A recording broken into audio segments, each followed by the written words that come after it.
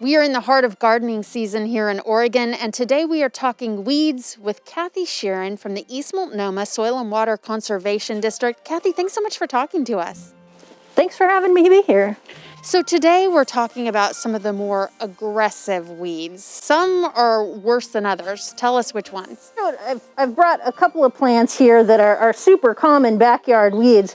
There's this one that is called popweed. When it starts to dry out, these little seed heads will actually explode. So it's a little disconcerting for a lot of folks. But the good news is this one doesn't spread into natural areas, but it's also super easy to control just by pulling it up. You can see I just pulled this one up and it hardly has any roots at all. Similarly, you see this one everywhere, but what you don't, if you've ever taken a walk out in nature, you realize that you don't really see this one out in natural areas taking over competing things.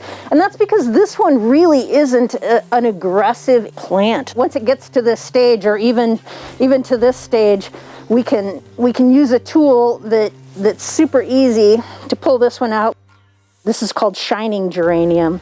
You pull it out of the ground and it's got a lot more of a root system, but this plant will release chemicals from its roots that inhibit other plants from growing. And so when this one starts to spread out into natural areas, it'll actually inhibit some of the native plants from growing.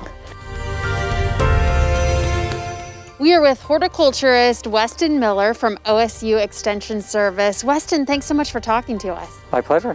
So you brought some examples of tools that can really help attack these aggressive weeds. Yeah, and I brought an example here of a blackberry root that I dug out this morning.